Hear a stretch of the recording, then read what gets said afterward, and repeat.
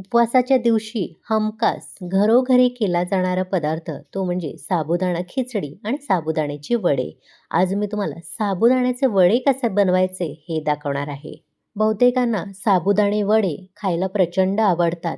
पण काय होतं, कधी-कधी वडे खूप तेलकट होतात, कुरकुरीत होत नाहीत, लगेचच नरम पडतात किंवा तळताना तेलात फुटले जातात. यापैकी कोणतीही समस्या तुम्हाला जाणवू नये यासाठी मी आज तुम्हाला एक खास पद्धत सांगणार आहे आणि अचूक प्रमाण सांगणार आहे. त्यामुळे हे असे इतके मस्त, कुरकुरीत आणि अजिबात तेलकट न होणारे हलके आणि तितकेच पोकळ असे वडे तयार होतात. वड्याच्या टेक्स्चरवरून तुम्हाला कळलंच असेल की ते मस्त वडे तयार झाले आहेत. फक्त साबुदाणे वडेच नाही, तर या वड्यांसोबत खाण्यासाठी एक उपवासाची झटपट अशी चटणीसुद्धा दाखवणार आहे. चला तर मग लगेचच पाहूया साबुदाणा वडे आणि चटणी कशी बनवायची. नमस्कार, मी प्रेषिताच किचनमध्ये तुम्हा सर्वांचे पुन्हा एकदा खूप खूप स्वागत करते. इथे मी रात्रभर भिजवलेला साबुदाणा घेतला आहे. आता हे साबुदाणे कसे भिजवायचे ही एक महत्त्वाची टीप. मेजरमेंट कपचा 1 कप असतो तेवढे मी साबुदाणे घेतलेले 2 ते 3 पाण्याने स्वच्छ असे धुवून घेतलेले, जोपर्यंत त्याचं पांढरं पाणी जात नाही तोपर्यंत. आणि साबुदाणे बुडतील इतपत यामध्ये पाणी घालायचं आणि रात्रभर किंवा कमीत कमी 4 ते 5 तास हे साबुदाणे भिजत घालायचे. दुसऱ्या दिवशी तुम्हाला असे मोकळे सुटसुटीत मोत्यासारखे साबुदाणे तयार झालेले दिसतील. 1 कप आपण साबुदाणे वापरतो, तो फुलून दुप्पट होतो, म्हणजे भिजवून 2 कप इतके हे साबुदाणे तयार होतात. 4 ते 5 तासात जरी साबुदाणे भिजले गेले असेल तरी साबुदाणा असा दाबून बघायचा.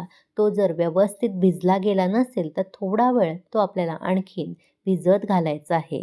म्हणजे व्यवस्थित असे मऊसूत आतपर्यंत साबुदाणे भिजले जातात, पण अजिबात चिकट होत नाही. इथे हाताला सुद्धा माझ्या बघू शकता, अजिबात कुठेही पाणी लागलेलं नाही, चिकटपणा अजिबात शिल्लक राहिला नाही. असंच आपल्याला साबुदाणे वडे करण्यासाठी भिजवलेला साबुदाणा हवा आहे. आता हे भिजवून घेतलेले साबुदाणे एका ताटामध्ये काढून घ्यायचे आहेत आणि थोडेसे हाताने असे चुरून घ्यायचे आहेत. तुम्हाला हाताने चुरायचे नसतील तर एखाद्या पावभाजी मॅशर, पोटॅटो मॅशरने असे हलकेसे चुरून घ्यायचे आहेत. मग काय होतं, असे साबुदाणे हलकेसे चुरून घेतल्यामुळे वड्याला बाइंडिंग येते आणि वडे आपले तेलामध्ये फुटत नाहीत. फार अगदी चुरा करायचा नाही. हे बघा, हलके हलके दाणे यामध्ये शिल्लक राहिले पाहिजेत असे आपल्याला हे साबुदाणे चुरून घ्यायचे आहेत. आता यामध्ये आपल्याला घालायचा आहे तो म्हणजे उकडलेला बटाटा. बटाटा किती घालायचा? कच्चे साबुदाणे आपण 1 कप घेतलेले तेवढाच आपल्याला बटाटा घालायचा आहे. त्याच कपाने 1 कप भरून इथे मी बटाटा घातला आहे. बटाटा उकडून गरम गरम असताना घालायचा नाही, कारण गरम बटाटा असताना त्यामध्ये पाण्याचा अंश जास्त असतो. त्यामुळे बटाटा पूर्णपणे गार करून आपल्याला ह्यामध्ये घालायचा आहे. ओलसर बटाटा तुम्ही साबुदाणे वडे करताना वापरला तर वडे आपले तेलात फुटू शकतात आणि जास्त तेलकटसुद्धा होऊ शकतात. त्यामुळे ही एक काळजी नक्की घ्या. त्यानंतर आपल्याला ह्यामध्ये अर्धा कप भरून भाजलेल्या शेंगदाण्यांची भरड घालायची. इथे मी खलबत्त्यात कुटून घेतल्या आहेत. मिक्सरला सुद्धा तुम्ही लावू शकता, पण मिक्सरला फार त्याची भरड न होता पूड होते, त्यामुळे मी असे थोडेसे कुटून घेतले. म्हणजे साबुदाणे वडे खाताना जेव्हा दाताखाली ते कुरकुरीत येतात तेव्हा छान लागतात.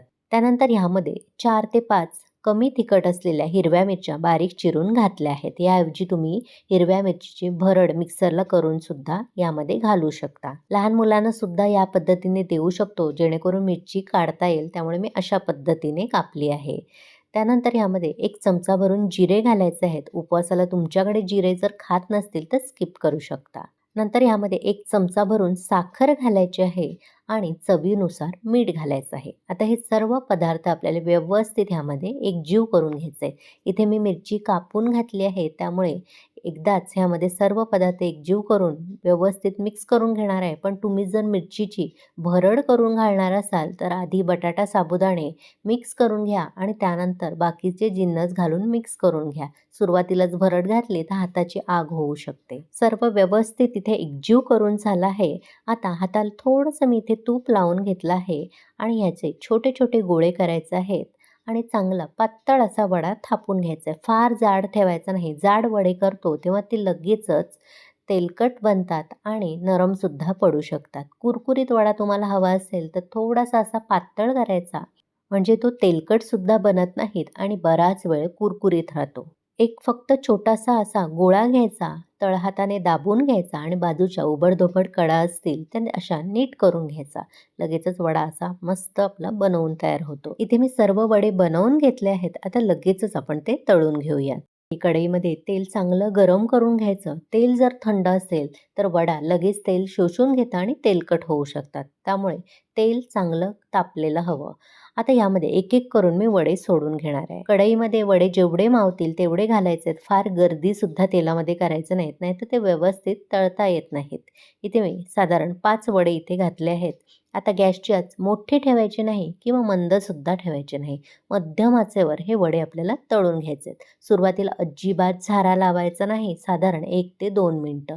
हे बुडबुडे आहेत ते पूर्णपणे निवळू द्यायचे आणि त्यानंतरच झारा लावायचा. पुढच्या 1-2 मिनिटातच बघू शकता बुडबुडे कसे कमी झाले आहेत. असे झाले थोडेसे कुरकुरीत साबुदाणे वडे झाले की दुसऱ्या बाजूने ते उलटवून घ्यायचे आहेत आणि आलट-पालट करून दोन्ही बाजूने कुरकुरीत होईपर्यंत आणि सोनेरी रंग येईपर्यंत तळून घ्यायचे आहेत. इथे बघू शकता काही मिनिटानंतर साबुदाणे कसे टम्म फुगले गेले आहेत आणि तरंगून तेलाच्या वर आले आहेत. मी तुम्हाला हा वडा दाबून सुद्धा दाखवते. तेलाच्या आतमध्ये दाबते तरी तो पुन्हा वर येतोय.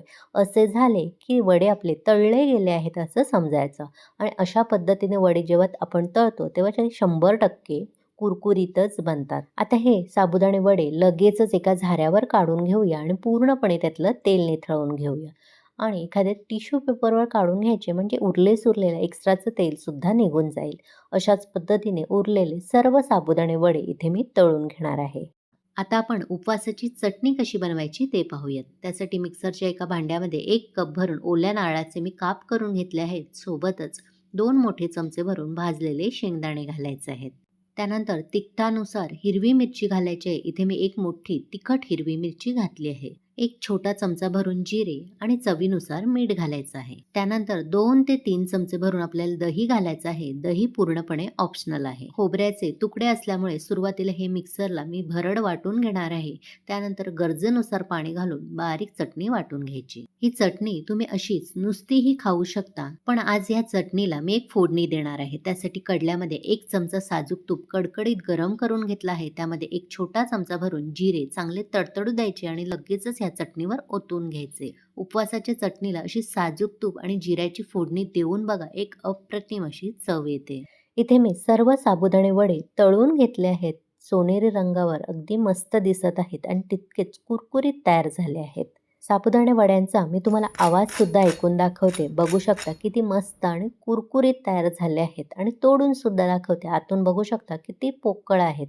अजिबात तेलकटसुद्धा झालेले नाहीत. तुम्ही सुद्धा मी सांगितलेल्या अचूक प्रमाणात आणि पद्धतीने असे मस्त कुरकुरीत साबुदाणे वडे करून बघा आणि कसे झाले ते कमेंट करून मला नक्की कळवा. चला तर मग पुन्हा भेटू अशाच मस्त स्वादिष्ट भरपूर टिप्स, अचूक प्रमाण आणि एखाद्या नवीन रेसिपीसह. धन्यवाद.